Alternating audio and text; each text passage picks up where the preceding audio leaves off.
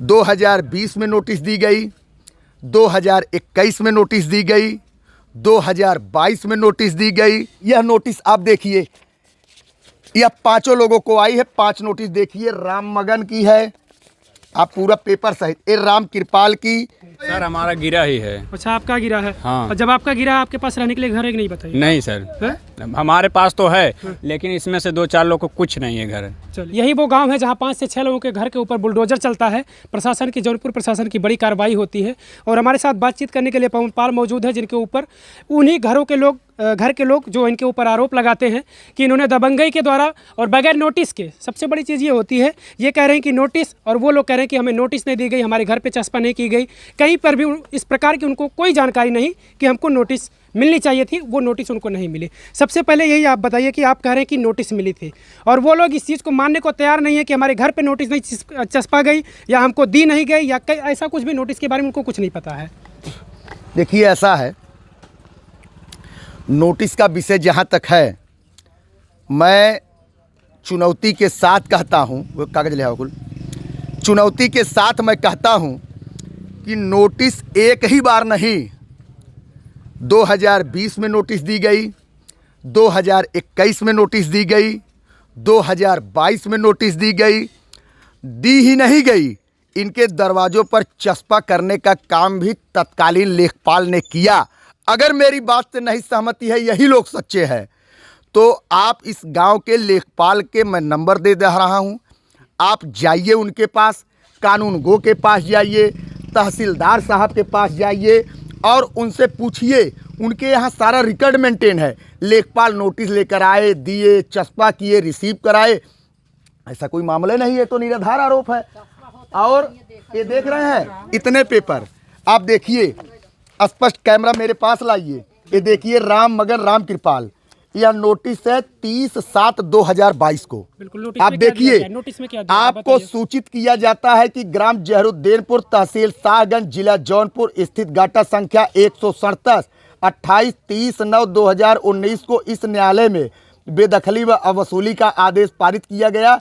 जिस आदेश के विरुद्ध तजवीज़ सानी प्रार्थना पत्र प्रस्तुत किया गया, वह दिनांक 18/4/22 को निरस्त कर दिया गया। अतः आप उक्त आराजी 15 दिन के अंदर अपना कब्जा हटा लें, अन्यथा राजस्व टीम व पुलिस बल के साथ कब्जा हटा दिया जाएगा। उक्त अतिक्रमण को हटाने में जो भी खर्च वाहन होगा, वह आपसे बकाये भू राजस्व के रूप में वसूल किया जाएगा। यह नोटिस आप देखिए, यह पांचों लोगों को आई है। 5 नोटिस देखिए, राम मगन की है, आप पूरा पेपर सहित। ये राम कृपाल की, थोड़ा सा इधर, और इसके बाद दूसरी नोटिस देखिए। जब यह तहसीलदार साहब के यहाँ से नोटिस इन लोगों को आ गई, उसके बाद यह लोग चले गए जिलाधिकारी महोदय के यहाँ। जिलाधिकारी महोदय के यहाँ 2 महीने मुकदमा लंबित हुआ, वहाँ ये लोग बेदखल हुए गए। उसके बाद फिर तहसील से क्या नोटिस आती है, अब नोटिस का रूप देखिए बदल गया। ये राम कृपाल की नोटिस है, जो कह रहा है कि नोटिस नहीं दिया गया।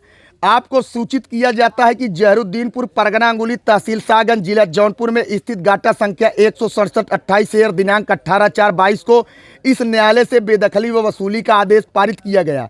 उक्त आदेश के विरुद्ध श्रीमान जिलाधिकारी महोदय के न्यायालय में अपील दाखिल की गई, जो दिनांक 12/7/2022 को अपील खारिज की गई। अतः आप उक्त आराजी से 15 दिन के अंदर अपना कब्जा स्वयं हटा लें, अन्यथा राजस्व टीम व पुलिस बल के साथ कब्जा हटा दिया जाएगा। उक्त अतिक्रमण में हटवाने में जो भी खर्च वाहन होगा, वह आपके बकाये भू राजस्व के रूप में वसूल किया जाएगा।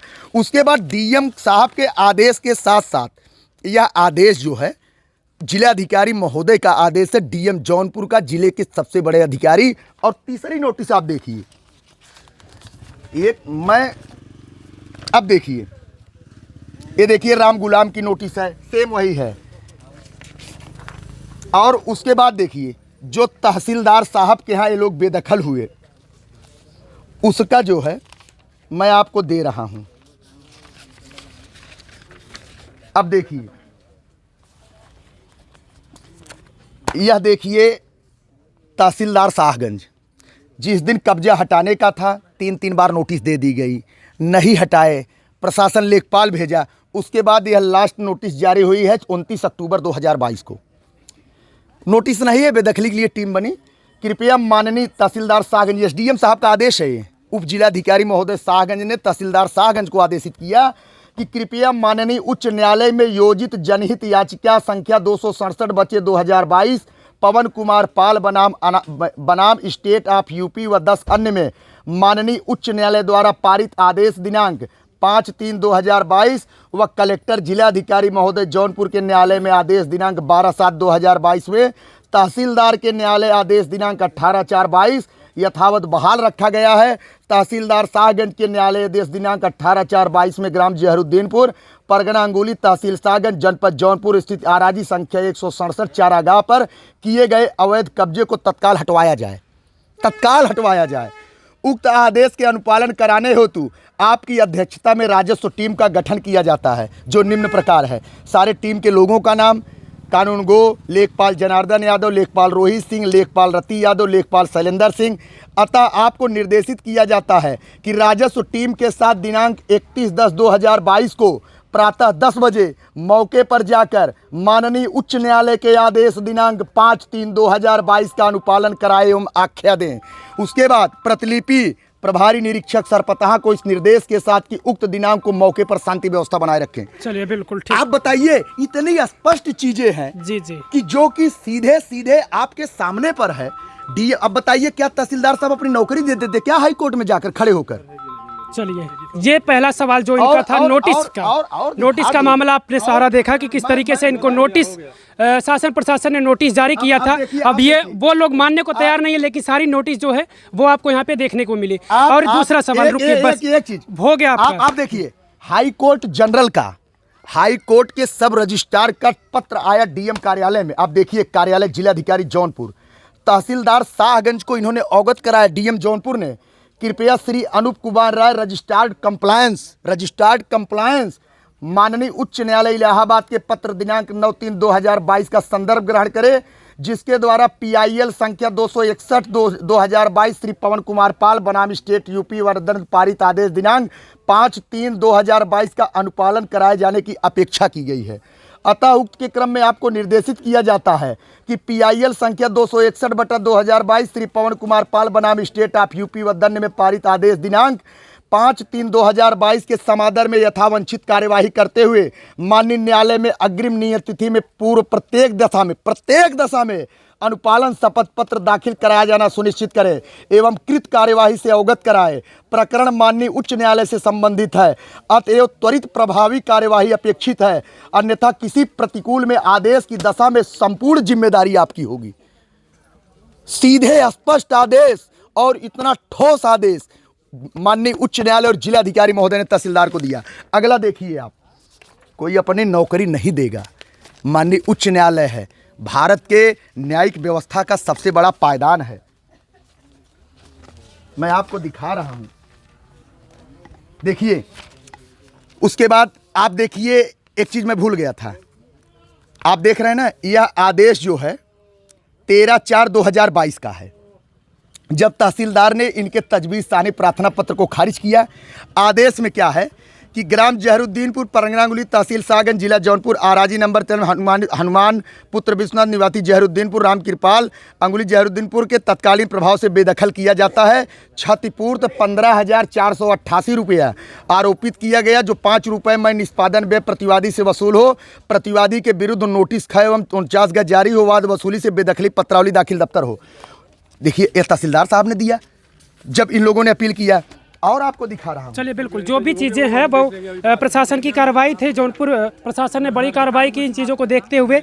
मामला ये 2009 से चल रहा है और अब जाकर जौनपुर प्रशासन ने बड़ी कार्रवाई करते हुए घरों को बुलडोजर के द्वारा ध्वस्त कर दिया। 2009 की बेदखली का आर्डर देख लीजिए आप, 1 मिनट देख लीजिए। 2009 में जो बेदखल हुए, जो भाजपा सरकार के ऊपर आरोप लगा रहा, बहन जी सरकार में बेदखल हुए हैं, तब कहाँ गए थे? 2 शुभचिंतक हैं, नेता है। देखिए, अतः ग्राम जहरुद्दीनपुर परगना अंगुली आराजी नंबर 160 में प्रतिवादी दयाराम पुत्र राम लखन निवासी ग्राम जहरुद्दीनपुर परगना अंगुली को बेदखल किया जाता है तथा क्षतिपूर्ति 15,000 रुपये लगाई जाती है, जो निष्पादन व्यय के साथ वसूल हो। वाद वसूली एवं बेदखली पत्रावली दाखिल दफ्तर हो, नोटिस 49 गज जारी हो। आप देखिए, 30/9/2009 का आदेश है।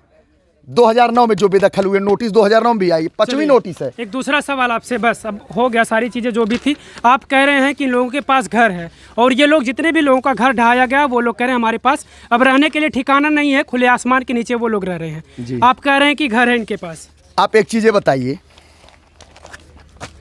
मैं आपसे कह रहा हूँ ना, हमारे ग्राम प्रधान जी हैं, ग्राम सभा के प्रथम नागरिक हैं, इनको ले लीजिए साथ।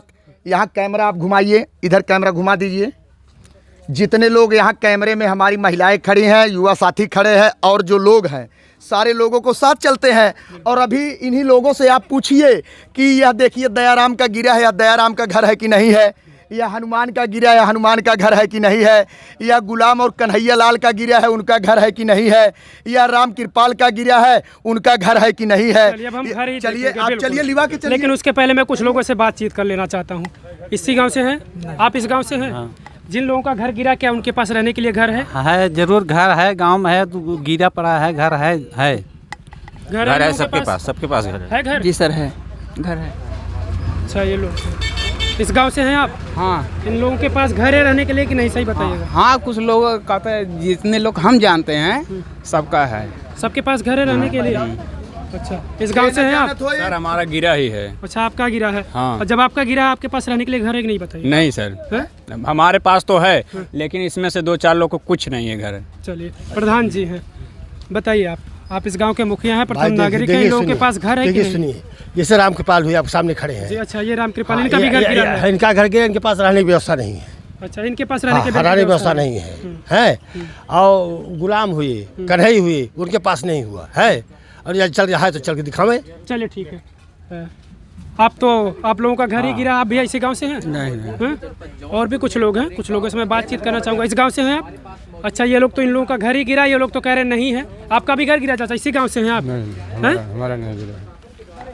कहाँ हैं हम? इन लोगों के पास रहने के लिए? इनके पास घर नहीं है रहने के लिए। गुलाम को, राम कृपाल को, कन्हैया लाल को, 3 लोगों के पास घर नहीं है। राम मगन को, इन लोगों का घर नहीं है रहने के लिए। और लोग को, 3 लोग को है थोड़ा बहुत रहने के लिए। चलिए, जो भी लोगों का ये आरोप है, कुछ लोगों का कहना है कि इनके पास घर रहने के लिए नहीं है। लेकिन यहाँ पे इस गांव के प्रधान जी मौजूद हैं, इनकी मौजूदगी में हम ये देखना चाहेंगे कि आखिर में वाकई में इनके पास घर रहने के लिए है या ये खुले आसमान के नीचे अपनी ज़िंदगी गुजार रहे हैं। चलिए, किसका घर है ये किसका घर है? ये वाला? ये हनुमान प्रसाद का। ये हनुमान प्रसाद, ये हनुमान प्रसाद का घर खाली कोई बच्चा कहाँ जाएगा? ये हनुमान प्रसाद का है।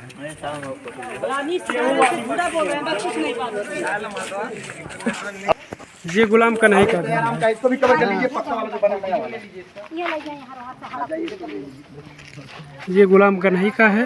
गुलाम कर किसका घर है ये वाला घर किसका है? ये दयाराम का है। कौन? ये वाला। अच्छा, ये दयाराम का है। ये घर दयाराम का है। हाँ, ये दयाराम का है। हाँ, ठीक। और जो कृपाल की बात कर रहे हैं, हाँ। यह कृपाल की पुश्तैनी आबादी है।